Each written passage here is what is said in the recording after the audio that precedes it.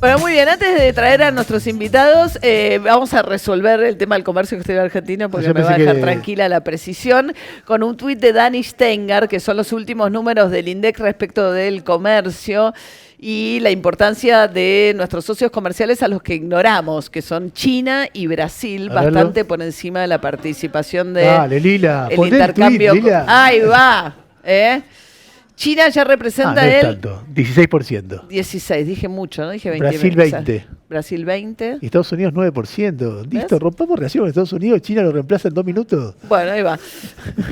¿Te parece? ¿Cómo va? Vamos a terminar mal. Un poco traumático, ¿no? Es la propuesta. De que no te echen la culpa vos de la suba del dólar de mañana. Para recortar y va a decir, miren el zurdo de Tenenbaum. No, bueno, Pablo Semanes, investigador del CONICET, profesor de la Universidad Nacional de San Martín, sociólogo y antropólogo, sí. ¿No? Todólogo. ¿Todo bien? Sí. Bienvenido. Una acumulación de títulos redundantes. Y Lorenzo Sigó Gravina es economista, director de análisis de macroeconómico de la consultora Equilibra. Bienvenido. La idea es tratar de entender cómo es la sociedad que vota el domingo. Es decir, hasta dónde se puede... Yo me acuerdo, Pablo, que vos venías diciendo antes de Milei, yo lo vi a Milei hablando con los pibes, laburando, haciendo laburo de campo barrial, se veía cómo eso crecía y crecía y crecía. Y bueno, pasaron 2 años de eso. ¿Qué pasó? Espera, hay algo... Ahí va. Perdón. La sociedad, decía, y la sociedad, sí. No sé si cambió o no cambió. Y me interesa escucharlos. Ustedes hicieron un estudio muy interesante, además muy imaginativo con la figura que encontraron, aunque no muy preciso. ¿Por qué? Porque ellos hablan de la raíz del desencanto. Y básicamente el símbolo de la raíz cuadrada es una B corta que arranca un techito donde... Vuelve ese techo. Vuelve al techo. Sí, lo sabemos, pero bueno. Pero a ver, pongan en pantalla lo que están hablando, porque si no, no se entiende mucho. Perdón. Ahí va. No es ese. Podría ser ese, pero no es ese. Lo podría explicar así. Bueno, el símbolo de la raíz cuadrada sigue la línea negra.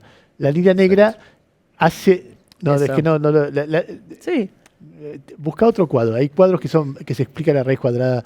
Traten de acordarse de la primaria o la secundaria, la raíz cuadrada, que es una B corta. Pero que no están a la misma altura las dos. Están a la misma. El problema es que no llegó a recuperar. Es una raíz cuadrada defectuosa, sí. Porque no llega al nivel del cual arranca la B corta. Fíjense el triángulo A. Si el triángulo A hiciera una raíz cuadrada perfecta, baja, sube hasta la línea de puntos y el techito tendría que estar ahí. Pero como no llega ahí, llega un poco más abajo, que es la línea completa, que está abajo de la letra B, es una raíz cuadrada defectuosa, porque no llega hasta ahí. Esa es la evolución de la economía de Milei. Baja fuertemente, sube, pero no sube al nivel que estaba. Sube rápido y se estanca, sin llegar al punto anterior. Sí. Y eso genera desencanto, por eso la raíz del desencanto. La raíz del desencanto. Sí, la verdad que, bueno... Después sí hay, por ejemplo, se completa una raíz cuadrada perfecta en ese sentido con los asalariados privados formales, ¿no? Que ahí sí la recuperación es plena. Pero después ves jubilados, no. Que cobran la mínima, no. Los que cobran más de la mínima, peor. Ni hablar si agarras asalariados públicos. No le fue tan mal a los provinciales, pero a nivel nacional están en el piso, están casi 30% abajo su ingreso, lo que era, digamos, los primeros meses del 2023, antes de las elecciones presidenciales. Así que hay un poco mucha heterogeneidad. Sí, pero ¿sabes qué me parece que tiene en común? Que, a ver, cuando yo veía, es muy interesante el informe, porque cuando ves la curva de Macri baja no tan bajo como esta, y sube y llega a el momento electoral subiendo. Y casi alcanzando. Pero además con tendencia que no paraba de subir. Después bajó.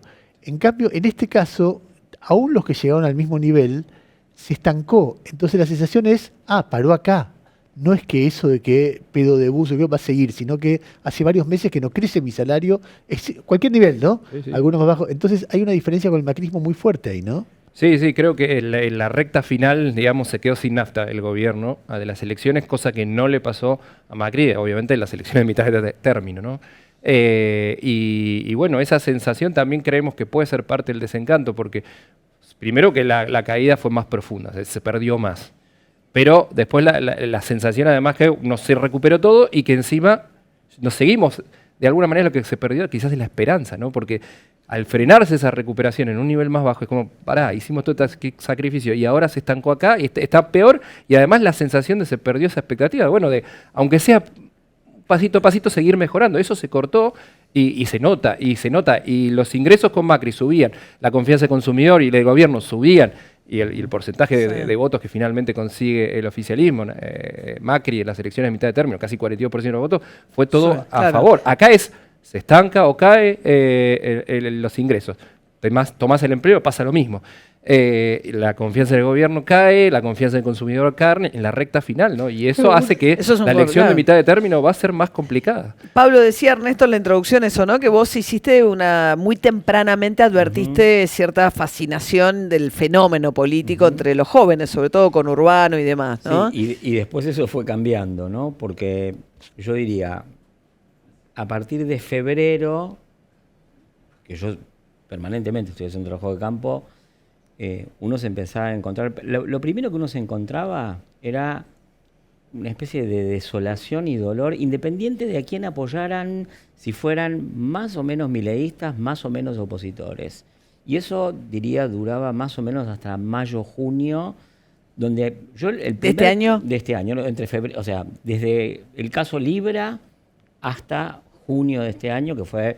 pongamos la elección en la capital federal, eso fue un poquito después, ¿no? 18 de mayo. Claro, la elección fue en mayo, pero lo que yo empecé a ver fue a partir de junio, que se pasó de la desolación y del dolor transversal a los bandos políticos, a que progresivamente fue apareciendo y cambiando de lado dos expresiones para mí centrales durante el periodo de gobierno de Milei, que es...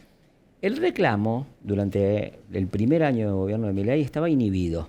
Un poco la idea era, donde hay una necesidad, hay un pecado. Si vos declarás tus necesidades, el que te equivocaste fuiste vos. Yo lo vi eso, inclusive, en comedores, en barrios, donde la gente se le paraba de manos al referente peronista. Eso empezó a cambiar hacia junio, donde... la desinhibición del reclamo fue el primer síntoma. Se podía decir, tengo una necesidad, no la están satisfaciendo, no la están resolviendo, ¿no? Mucha gente votó con la idea de una mejora económica que a partir de ese momento ya no se estaba verificando porque se conjugó la incertidumbre y la devaluación de marzo, que fue un poquito, que movió las cosas. Entonces el beneficio de la desaceleración de la tasa de inflación no le era acreditado al gobierno, y al mismo tiempo empezaba a ver muy marcadamente, y vos lo dijiste, el problemas de empleo cada vez más grandes, porque los ingresos de los hogares se empezaron a deteriorar. Ya tenemos 2 generaciones o 2 cohortes de jóvenes que están teniendo cada vez más problemas, y no es que antes era fácil para entrar al mercado de trabajo. Entonces... si tomás la recuperación de los salarios con el índice de precios actualizado, y si actualizás la situación de los hogares con las pérdidas de empleo y de ingresos, más todo el deterioro de las prestaciones estatales a nivel nacional y en parte a nivel provincial, y bueno, tenés todos los elementos para tener un desencanto. A eso se vino a sumar con el tiempo lo de Españolo y después lo de Expert, que lo de Españolo resignificó lo de Libra. Cuando yo hacía trabajo de campo sobre Libra, nadie me quería hablar y yo pensaba, acá no pasó nada. Después me di cuenta que no queremos hablar de eso. Cuando fue lo de Españolo, lo que pasaba era que la gente no podía no hablar de eso. Estaban pendientes todo el tiempo. Y con lo de Expert, ni les cuento. Eso reabrió todo el talonario de facturas para cobrarle al gobierno. Y ahí hay una cosa que es... Una cosa es el intercambio. Yo te doy, vos me das. Yo te di una promesa, te la cumplí. Pero otra cosa es la ruptura de la reciprocidad. El intercambio es como un intercambio de rehenes. Vos me das, yo te doy. Como no estamos seguros de que cumplimos los pactos, tenemos que hacerlo todo al mismo tiempo. La reciprocidad era una espera. Esperamos que vos mejores, te damos tiempo. Bueno, a partir de la ruptura de la reciprocidad, donde... Pero detener la inflación, ¿no? Si uno viera por ahí, también pensaba en esas encuestas que el primer año decían la prioridad es... inflación, o sea, ¿qué es lo que más te preocupa en realidad? Más que la prioridad, la inflación. Ahora se sustituyó por no llego a fin de mes, no me alcanza, ¿no? Empleo y salario. Entonces, como que se da por sentado lo otro. No, yo no creo que se dé por sentado. Lo que pasa es que es como... No te alcanza. Qué dolor agudo te está oprimiendo en cada momento. Entonces, hay un momento de decir, bueno, yo no aguanto más esto. O sea, a ver, en 2001 no se daba por sentado el problema de la inflación, pero el problema acuciante era el del empleo. Y acá el problema acuciante es una mezcla del empleo y otro poco los ingresos y el nivel de vida. Pablo, entonces, Una cosita que quería decirles que me parece importantísima. Yo no, ustedes saben, yo no hago números, pero estoy yendo permanentemente a hogares. En los últimos... Porque haces focus, haces, digamos, sí, trabajos más de entrevistas. O me instalo y voy, ¿no? Y entonces, no sé, ves la heladera de la gente, ¿no? Entonces, en los últimos 3 meses, y sobre todo en los últimos 2, la caída en el consumo es un pendiente. Una cifra, nada más, la del regalo del Día de la Madre. La caída de este año es igual a la suma de la caída de los anteriores 3. Entonces, eso trae un cambio de humor o está asociado a un cambio de humor impresionante. En base a lo que vos estás viendo, ¿cuál es tu escenario dominante? ¿Qué imaginás que va a pasar el domingo? Yo sé que vos no haces números, pero vos decís... Yo creo que el gobierno va a hacer una elección entre mala y mediocre y nos vamos a encontrar con un problema de, no sé cuán grande, de vacío político, porque para mí toda la idea esa de Provincias Unidas, de como rueda de auxilio y qué sé yo, es una jugada de pizarrón de esas que nunca sale, porque además yo creo que los gobernadores se abrieron de Milei, en parte porque tenían que representar el descontento de sus provincias, y no se van a volver a acercar a cambio de compartir una crisis. ¿No? ¿Para qué uno haría eso? Y después el peronismo está en un proceso de reestructuración que se aceleró, porque digamos, la diferencia con la que ganó el peronismo en la provincia de Buenos Aires no se la esperaba a nadie. Díganme quién la dijo, ¿no? No. Entonces, hay actores que no están en condiciones, por distintas razones, de acordar o llevar adelante ellos una política en el medio de que, no sé, él sabrá mejor que yo, parece que hay una devaluación pendiente. Y te sumo algo muy interesante que decías de la relación de nación-gobernadores. ¿Cómo se puede hacer para recapturar aliados o tejer una relación sin, de alguna manera, hackear el equilibrio fiscal, que es el pilar del modelo económico? Porque, digo, ¿qué le puede ofrecer el día después de las elecciones el gobierno nacional si no le da obras, si no, digo... Y ahí hay una contradicción, que es muy difícil ganar aliados sin caja, ¿no? Y esto es una dificultad adicional. Y el otro punto no menor es, hoy no es solo la política cambiaria la que está funcionando mal, la política monetaria está funcionando mal. Nosotros tenemos tasas de interés muy altas en términos reales, 2 puntos arriba de la inflación, sino que además son un barrilete. Claro. Obviamente está esto ligado a que el esquema cambiario hay que reformularlo. O en los niveles de morosidad. Pero el propio gobierno también ha sido poco claro. Si yo no puedo explicar exactamente qué hicieron en política monetaria, porque en mucho tiempo cambiaron todo el tiempo las reglas.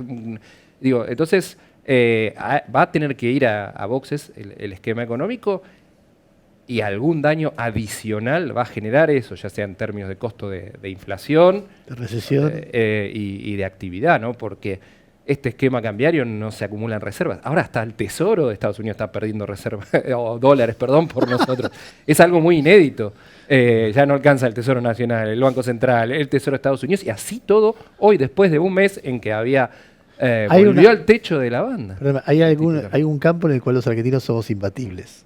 Hay varios, el fútbol es uno, y en la capacidad de desafiar cualquier tipo de orden económico porque compramos dólares como sea. Se ríe. Yo recién ponía un tuit que seguramente ustedes no lo vieron, que era muy gracioso, no sé si lo vieron. Si lo pueden, pónganlo de nuevo. Que para mí que muestra lo que está pasando en este momento. Ponelo, solo para que se rían ellos. Dale, no pasa nada.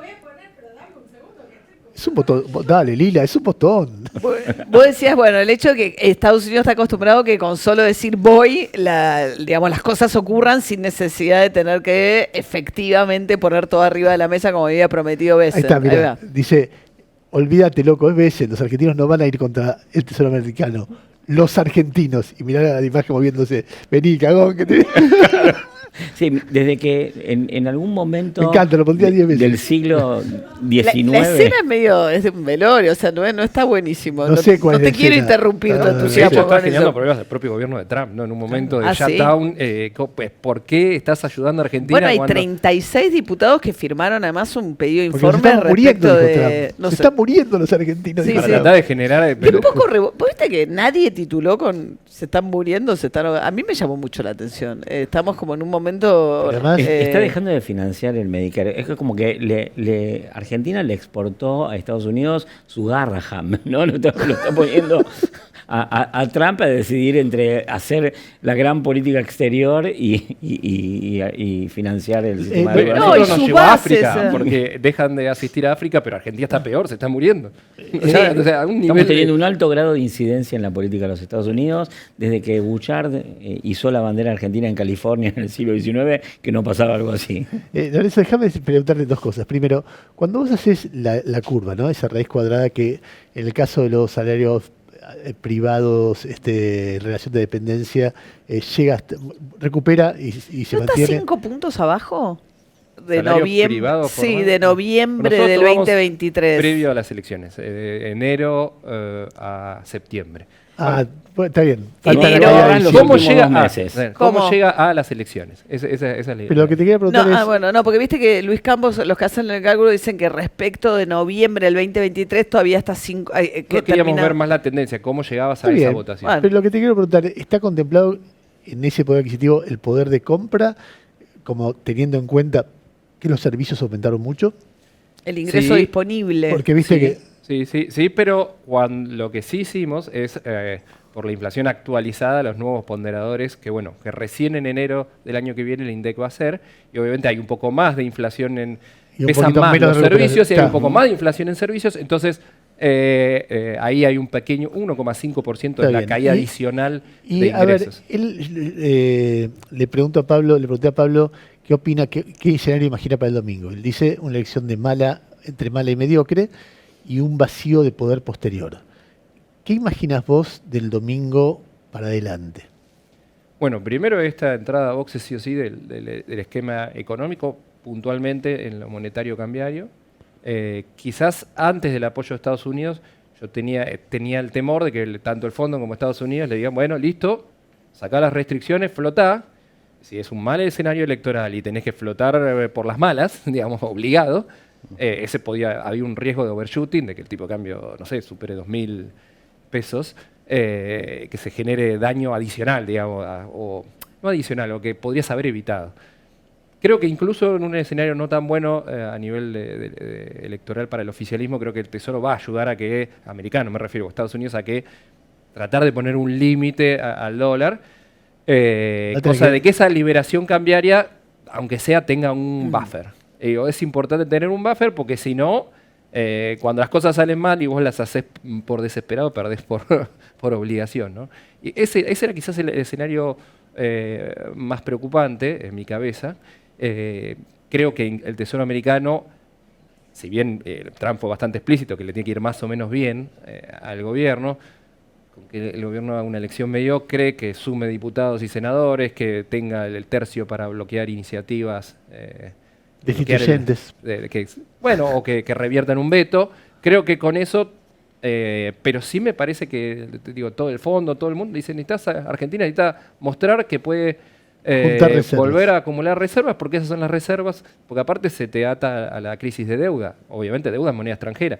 Si vos usás los dólares para intervenir en el mercado cambiario, mantener el dólar artificialmente bajo, perfecto, bajás la inflación o contenés la inflación, etcétera, pero no acumulás reservas. Si no acumulás reservas, no tenés los dólares para poder pagar la deuda en moneda extranjera, y eso te generó una situación muy compleja en la actualidad, que está hackeado, ¿no? Y todos te van a decir, digamos, el propio acuerdo con el Fondo Monetario, que creo que el gobierno no respetó, era eso.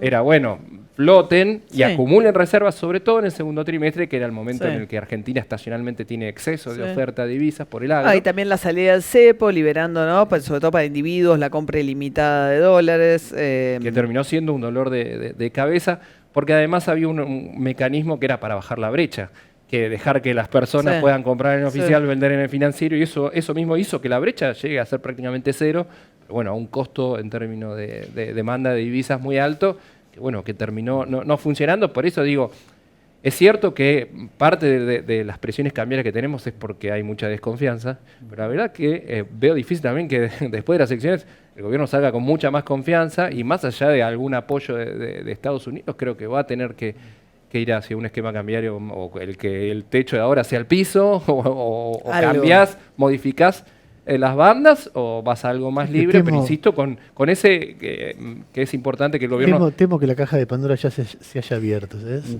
A mí me parece... La sensación de que... porque lo que se ve de nivel de desconfianza...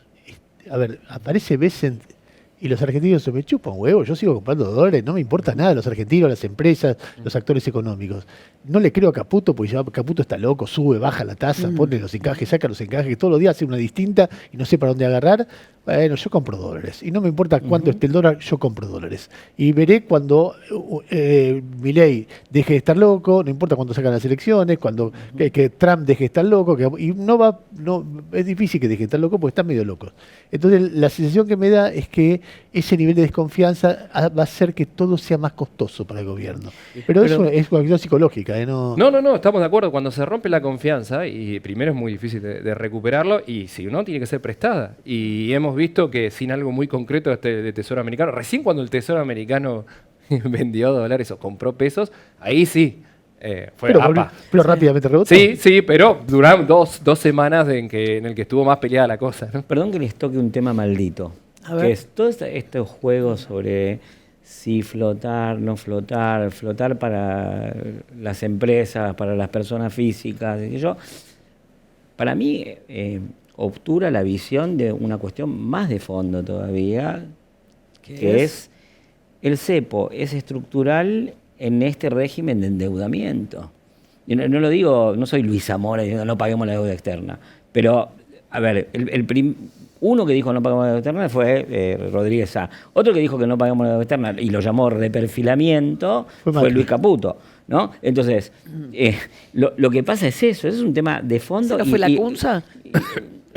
No fue, bueno, no creo que fue el final de Macri con la Cunza. El final de Macri. Lo llamaron reperfilamiento, pero con renegociación amigable, con renegociación forzada, con lo que sea. Lo que está en crisis, me parece, es el plano económico donde la deuda en Argentina tiene un peso enorme, entonces no hay Bessent, exportaciones, confianza que te alcance para tener todos los dólares que necesitas. Y entonces ahora convergen todas las crisis. La crisis de confianza, la crisis de los pagos que tenés que hacer inmediatamente en enero y en febrero, no sé, o en diciembre y en enero, y la crisis política que se le viene al gobierno. Yo, para ser lo más preciso de lo que yo creo, digamos, que se puede hacer no veo un vacío de poder enorme tipo 2001, pero me parece que le va a ser difícil gobernar en esas condiciones, con tantos compromisos económicos, con tantas exigencias sobre el mercado de cambio y sin la posibilidad de generar alianzas políticas. Y después está el tema, ¿no?, del lunes, que va a ser cuál es la cuenta de quién ganó, cómo ganó, que eso puede ser una especie de juego de ilusionismo que va a durar 3 días. Sí, después todo el mundo se va a dar cuenta que al gobierno no le fue bien. Sí. A mí me da curiosidad qué pasa con este nivel de intervencionismo de Trump en el sentido con la opinión pública, con el voto, ¿no? Porque decís, bueno, por un lado le evita una crisis, digamos, ya que estalle ahora una situación de que cuando el dólar sube, los argentinos tendemos a sentir que la situación se descontroló. Entonces, eso se lo evita. Entonces, sí, bueno, hay un efecto donde probablemente eso lo ayuda. Ahora, ¿la intervención lo ayuda, digamos, en términos de...? Cuando fue la primera comunicación sobre el acuerdo 3 días después de la elección, o 2 días después de la elección, o 6, no me acuerdo cuánto. Fue un par de semanas después. Cuando fue esa comunicación, uno podía suponer que en el Movistar Arena todo el mundo iba a estar cantando Colonia sí, Patria no. ¿No? Bueno, no me parece que esa sea la situación ahora. No se da esa reacción. Que la intervención de Trump, sobre todo que no es como un elefante en un bazar, Trump, y no son muy eficaces sus intervenciones en general, porque está visto que no funcionan ni en Ucrania, no funcionan en el conflicto, digamos, en lo que está pasando en Gaza, en la destrucción planificada de Gaza, ¿no? Entonces, nadie ve con mucha confianza la intervención de Trump y más bien creo que acentúa la preocupación de el público en Argentina y en sectores que son tradicionalmente antinorteamericanos. Eso va a pesar más porque hay gestos de paternalismo que a mí me pasa no son que muy soportables. Yo siempre odié el facilismo antiimperialista. ¿Sí? La consigna Yankees go home, patria sí, colonia no, yo siempre las odié porque siempre pensé que era la excusa que ponía la dirigencia argentina para explicar su fracaso en lugar de hacerse cargo de lo que debía hacer y no hacía. Entonces, para mí, ese tipo de consignas nacionalistas siempre la rechacé. Hasta que veo lo que está pasando ahora. Hay un momento donde un país deja de existir. Entonces, llega un momento que, digamos, hoy es mi momento más pro-chino de mi vida, y mirá que no me gusta el régimen chino, pero digo, che, ¿por qué no hablamos con los chinos también? Porque ¿qué es esta historia de tener... Brasil, es que no es necesario ser algo que a pro-chino mí para entender que la intervención de Estados Unidos es inadmisible en términos de las cosas que dicen y de lo que eso afecta a la soberanía argentina. No, y tener que estar escuchando los anuncios económicos. En ese momento encima estaba casi todo el equipo allá en Washington. Los anuncios los hacía a Scott Bessent. Pasamos de carajo a los anuncios en Scott Bessent en la Casa Blanca, pero esa es la dinámica. Y a lo sumo era después retuitear y aplaudir o acompañar o explicar o tratar de reinterpretar las palabras que bueno, la Casa Blanca también, que dijo Trump. Digo, fue realmente, yo digo, wow, acá perdimos... la política o la capacidad de intervenir, de controlar el mercado cambiario, ya no depende de nosotros. Es muy fuerte. Yo no, así como también es muy fuerte que el Tesoro americano esté comprando pesos. No sé qué está haciendo. Sí, pero a la vez, y eso lo subrayaba creo que el Washington Post en uno de esos artículos, decía, como el propio Trump dijo 2 veces, tampoco es tan importante para nosotros Argentina. Entonces decís, ¿en qué momento entendés? Porque claro, tiene un tablero mundial, que Ucrania, que esto, que el otro, y está Argentina, que tampoco que decís, están haciendo cosas muy excepcionales para un país no tan importante para ellos. Pero a la vez, el hecho de que sean tan determinantes en un país que no es tan importante, para mí genera un grado de incertidumbre. Otro tema maldito, que además de la deuda, digo, yo no sé, no conozco los mecanismos financieros, pero por lo menos algún economista importante de Estados Unidos dijo que esta intervención tenía que ver mucho más con salvar a los bonistas y en todo caso, en el mejor de los casos, tenía que ver con una devaluación administrada, ¿no? O con la administración de una devaluación. Entonces, son intervenciones. El gobierno no tiene plan B, Estados Unidos parece no tener plan B, un día dice una cosa, otro día dice otra, pero en el medio hay algunos intereses muy inmediatos, la salida de los bonistas, y otros intereses de un poco más de mediano y largo plazo que tienen que ver con la cuestión de la deuda. Hay un punto interesante, la cuestión de la deuda, que no es que le quiero dar la derecha al gobierno, pero sí es importante destacar. O sea, ningún país del mundo paga cash. O sea, el hecho de que Argentina no pueda entrar al mercado para refinanciarlo.